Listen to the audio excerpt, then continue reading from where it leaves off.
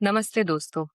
सबसे पहले आप सभी को हाल ही में शुरू हुए चैत्र नवरात्रि और हिंदू नववर्ष की हार्दिक शुभकामनाएं। आओ चलो शुरू करते हैं chapter 10 of autobiography of Yogi. Life के कुछ मोमेंट्स डेस्टिनी लिखती है और कई बार डेस्टिनी खुद आके सामने खड़ी हो जाती है। चैप्टर 10 ऑफ ऑटोबायोग्राफी ऑफ योगी में योगानंदा जी का एक ऐसा ही मोमेंट आता है जहाँ एक पतली सी बनारस की गली में उन्हें दिखते हैं वो महान योगी जिनका इंतजार वो जन्मों की तपस्या से कर रहे थे। आज के एपिसोड में हम इस पूरे चैप्टर को लाइन बाय लाइन और इमोशन बाय इमोशन डिकोड करेंगे। योगानंदा जी एक बुक पढ़ते हैं जिसमें लिखा होता है, faith in God can produce any miracle except one, passing an examination without study. उनका immediate response, The writer's exception shows his complete lack of faith. ये savage reply सिर्फ योगानंदा जी ही दे सकते थे। योगानंदा जी एग्जाम्स के बजाय कलकत्ता के क्रिमेशन ग्राउंड्स में मेडिटेशन करते थे। बुक में उन्होंने लिखा है, He who would find the deathless essence must not be dismayed by a few adorned skulls.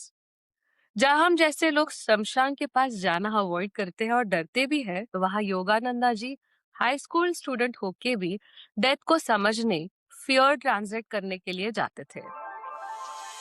Exams नजदीक आ रही थी, प्रिपरेशन जीरो थी। तब एंट्री होती है एक दोस्त की, नंतू, अ ब्रिलियंट स्टूडेंट, और वो योगानंदा जी को कहता है, remember my answers and you escape without injury. ये कहकर वो योगानंदा जी को लिटरली एग्जाम क्वेश्चंस में आने वाले आंसर्स बताता है। अभी सिर्फ संस्कृत के एग्जाम के बारे में योगानंदा जी को कुछ पता नहीं था, संस्कृत में पेपर में क्या आएगा और वो उन्हें कैसे टैकल करेंगे।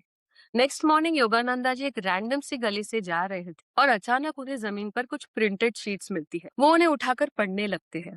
उन शीट्स में संस्कृत के कुछ श्लोक्स लिखे होते हैं।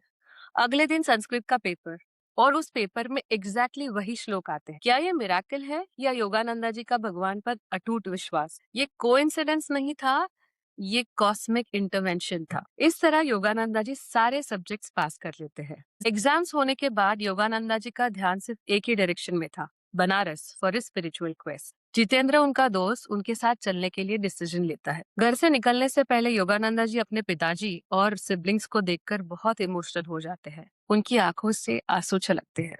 2 घंटे तक रोककर उनके अंदर कुछ डिसॉल्व हो जाता है। And he rights, all attachment disappeared. My resolution to seek God became adamantine. Spiritual life में सबसे बड़ा टेस्ट इमोशनल अटैचमेंट होता है और योगानंदा जी उस टेस्ट में पास हो चुके थे। वो जितेंद्र के साथ बनारस का महामंडल आश्रम ज्वाइन करने के लिए निकल पड़ते हैं। आश्रम पहुंचने के बाद योगानंदा जी को सबसे ज्यादा खुशी होती है एक चीज से। बुक में वो लिखते हैं, I was pleased that my new home possessed an attic where I manage to spend dawns and the morning hour. ये attic उनका पर्सनल मेडिटेशन स्पॉट बन जाता है। पर प्रॉब्लम ये थी कि आश्रम के लोग मेडिटेशन को समझते ही नहीं थे और उन्हें लगता था योगानंदा जी ने पूरे दिन ऑफिस का काम करना चाहिए। इसके बावजूद योगानंदा जी को आफ्टरनून वर्क के लिए बहुत प्रेज मिलती थी, बट जब भी वो आर्टिक की तरफ मेडिटेशन के लिए बढ़ते तो उन्हें बहुत सारे ताने सुनने पड़ते, जैसे कि don't try to catch God so soon. एक दिन ये सब सुनकर योगानंदा जी सीधे स्वामी दयानंद जी के पास पहुंच जाते हैं और पूछते हैं, स्वामी जी, I don't understand what is required of me here. I am seeking direct perception of God. Without him, I cannot be satisfied with affiliation or creed और परफॉर्मेंस और गुड वर्क्स। दयानंद जी उन्हें लविंगली पैक कर रहे हैं और disciples को कहते हैं, don't bother Mukunda, he will learn our ways. But disciples को कोई फर्क नहीं पड़ता। आगे दयानंद जी योगानंदा जी को 2 स्ट्रिक्ट रूल देते हैं। Rule number 1, please return the money your father has been sending, because तुम्हें उस पैसे की यहाँ जरूरत नहीं है। योगानंदा जी को ये सुनकर शॉक लगता है, पर वो ओबीडियंटली मान जाते हैं। Rule number 2, never mention hunger. Yogananda ji अंदर सोचते हैं, क्या मेरी आंखों में उन्हें भूख नजर आई? क्योंकि सच ये था, योगानंदा जी घर में सवेरे 9 बजे हेवी ब्रेकफास्ट करते थे और आश्रम का फर्स्ट मील 12 बजे होता था। योगानंदा जी लिखते हैं, the 3 hour gap became daily more interminable. Next day वो डबल एक्साइटमेंट में लंच का वेट करते होते हैं। तभी जितेंद्र एक सैड न्यूज लेकर आता है, Dayanand ji train is late and we are not going to serve food until his arrival. Kitchen delicious fragrances से भरा होता है।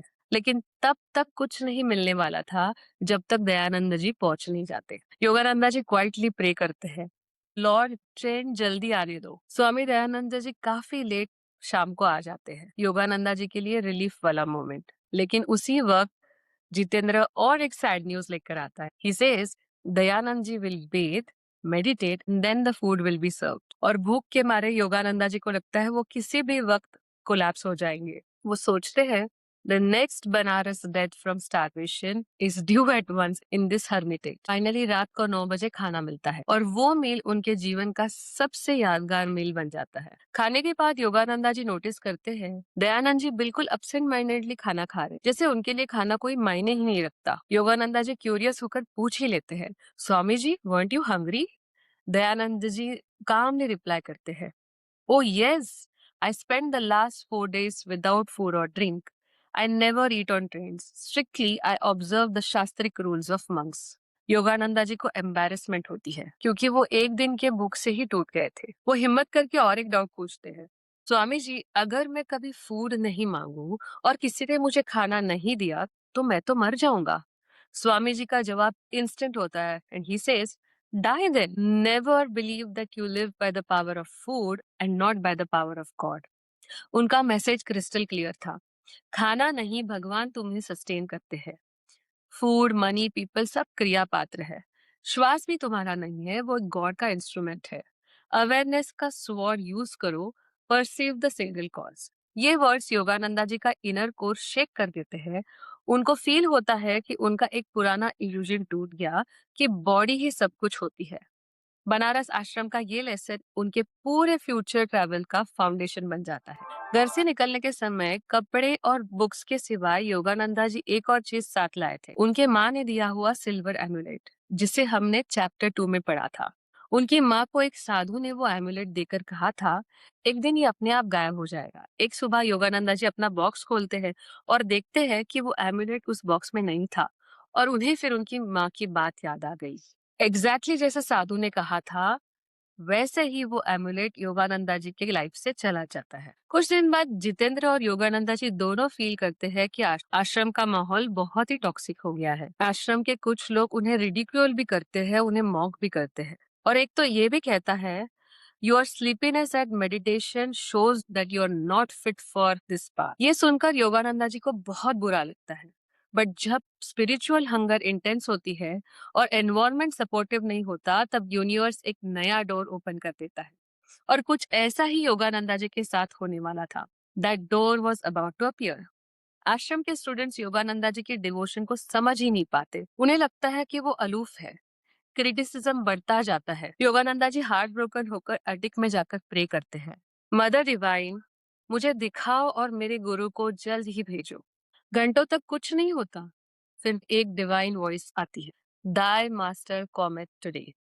This was not imagination, this was an announcement. तभी नीचे से एक प्रीस्ट हबू उन्हें आवाज देता है, Mukunda enough meditation, come for an errand. और योगानंदा जी इस बार चुपचाप फॉलो करते हैं। योगानंदा जी हबू के साथ मार्केट जाते हैं। मार्केट के बीच इन द बंगाली सेक्शन उनका अटेंशन एक पतली सी गली की तरफ जाता है और वहां उन्हें एक सेंट खड़े दिखते हैं। स्मॉल बिल्ट, शाइनिंग आईज, काम येट पावरफुल ऑरा, गेरुआ पहने, बिल्कुल क्राइस्ट लाइक, और उन्हें वो सीधे देख रहे होते हैं। इंस्टेंटली योगानंदा जी को पुराने की सारी यादें समुद्र की लहरों की तरह आने लगती है and he says a face I have loved across the ages. लेकिन वो डिसबिलीफ में वहां से निकल जाते हैं।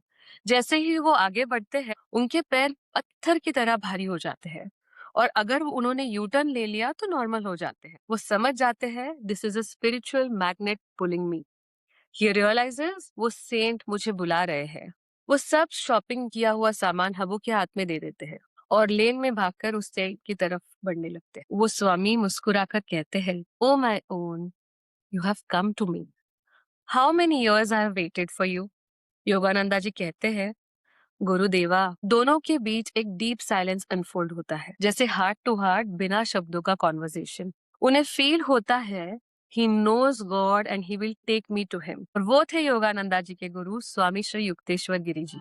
आगे श्री युक्तेश्वर जी कहते हैं, we have met before, your past, your present, your future I already know, and this is the exact moment of spiritual adoption. Shri Yukteshwar ji उन्हें राणा महल के घर ले जाते हैं। वहां वो बोलते हैं, I shall give you my ashrams and all I possess। Yogananda ji instantly reply करते हैं, मुझे तो ज्ञान चाहिए और भगवान के दर्शन। फिर श्री युक्तेश्वर जी कहते हैं, I will give you my unconditional love, और पूछते हैं, will you give me the same?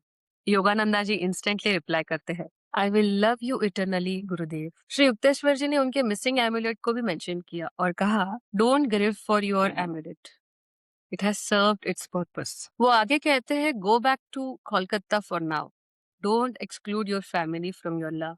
Yogananda ji shock हो जाते हैं और उन्हें अनंता की बात याद आती है, क्योंकि अनंता ने कहा था, एक दिन ये मेटाफिजिकल फ्लाइट से थक कर घर वापस आ जाएगा।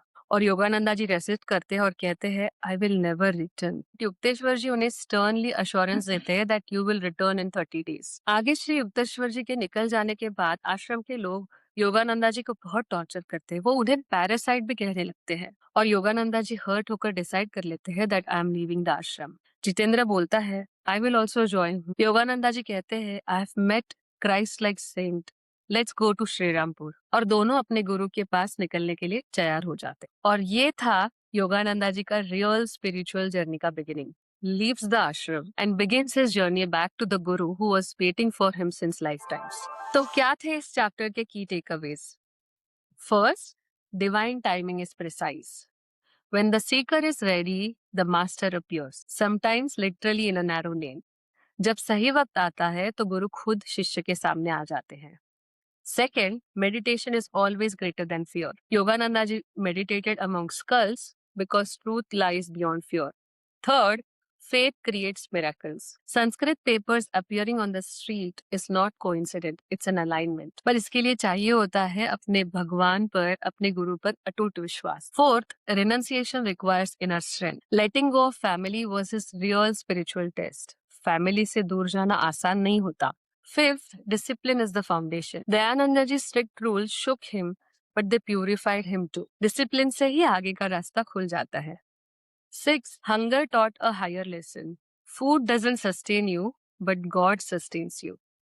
Seventh, the disappearing amulet is nothing but prophecy fulfilled, a signal that one karmic chapter has closed and another has begun. Eighth, intuition never lies. His feet turning heavy was divine magnetism guiding him towards his guru.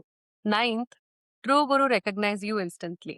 Sri Yukteswarji didn't meet him, he claimed him. Tenth, the journey starts after meeting the guru. गुरु मिलना अंत नहीं बल्कि शुरुआत होती है. This chapter is more than a story. It is a reminder that when your heart is ready, when your cry is sincere, the universe sends you the teacher that you are destined for. Yogananda ji didn't find his guru found him. Shri Yukteshwar जी ने उन्हें accept नहीं, adopt किया था, spiritually, कार्मिकली and eternally. तो अगर आप भी अपनी लाइफ में किसी गाइडेंस का वेट कर रहे हैं, किसी मेंटर का, किसी साइन का, किसी गाइडेंस का, तो अपने अंदर के सीकर को जगाए रखिए। The moment you are ready, your Shri Yukteshwar ji will definitely appear.